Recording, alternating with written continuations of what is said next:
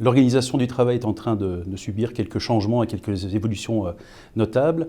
On voit que le développement du flex-office, c'est-à-dire l'organisation du travail où chacun arrive et prend une place disponible et donc il n'y a plus de place attitrée, est en train de se développer, de se généraliser, surtout dans les grandes entreprises.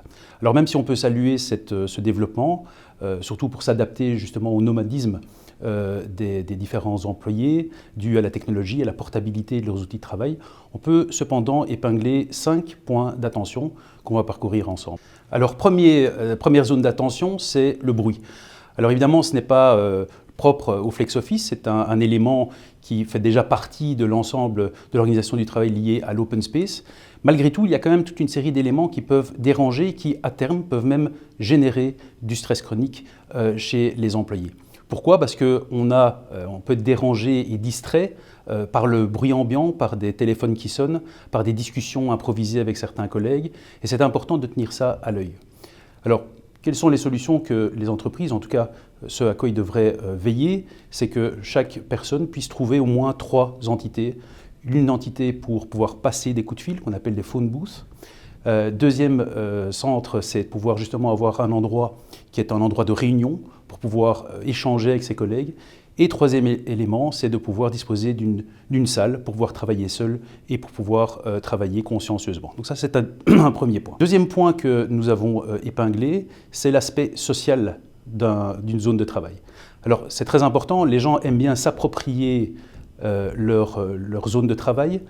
C'est important, ils aiment bien s'asseoir à côté du ou de la collègue qu'ils préfèrent, avoir leur photo parfois la photo de leur famille ou de leur chien, c'est un cliché, mais sur leur bureau. Ce sont des éléments importants, les gens lient quand même fortement l'affectio societatis, c'est-à-dire faire partie d'une entreprise liée à leur zone de travail. Ça, c'est un élément important, c'est le propre du flex-office et c'est un élément, je pense, très important à ne pas sous-estimer, de pouvoir continuer justement à organiser des événements qui vont souder et qui vont assurer la cohésion sociale de l'entreprise.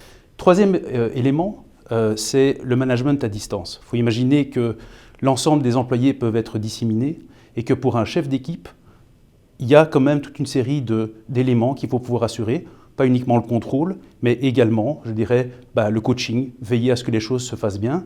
Pour ça, je pense que la formation des managers est importante, de pouvoir bien cadrer l'ensemble des travailleurs et de pouvoir leur donner des objectifs, vérifier peut-être d'une manière plus rapide ou plus courte sur une semaine l'ensemble des différentes choses qu'ils doivent pouvoir réaliser. Quatrième zone d'attention, qui est assez subtile, c'est l'hyperconnectivité. Alors, il faut se rendre compte que sur un flex-office, on dépend des outils digitaux pour pouvoir continuer à travailler. On n'a plus d'armoire, on n'a plus de papier, donc on doit pouvoir être capable de stocker son information propre et de pouvoir l'organiser. On doit pouvoir y avoir accès, donc il faut une organisation cloud-based qui permet d'avoir accès à cette information et assurer cette portabilité. Donc il y a toute une série d'applications qui vont se multiplier autour de la personne dont elle dépend pour pouvoir fonctionner. Alors si ces applications fonctionnent bien, si on a un Wi-Fi puissant, tout ça va bien, mais il ne faut pas grand-chose pour que ça puisse commencer à hériter un petit peu les personnes, que l'une ou l'autre application ne fonctionne pas et que effectivement la personne doit multiplier les essais pour pouvoir continuer à travailler.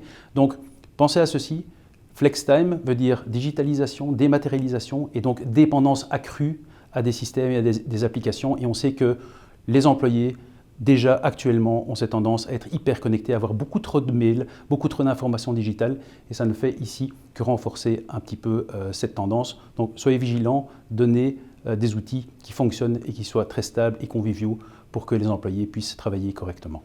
Finalement, dernier point, dernière zone d'attention, c'est ce que j'appellerais la course à la place.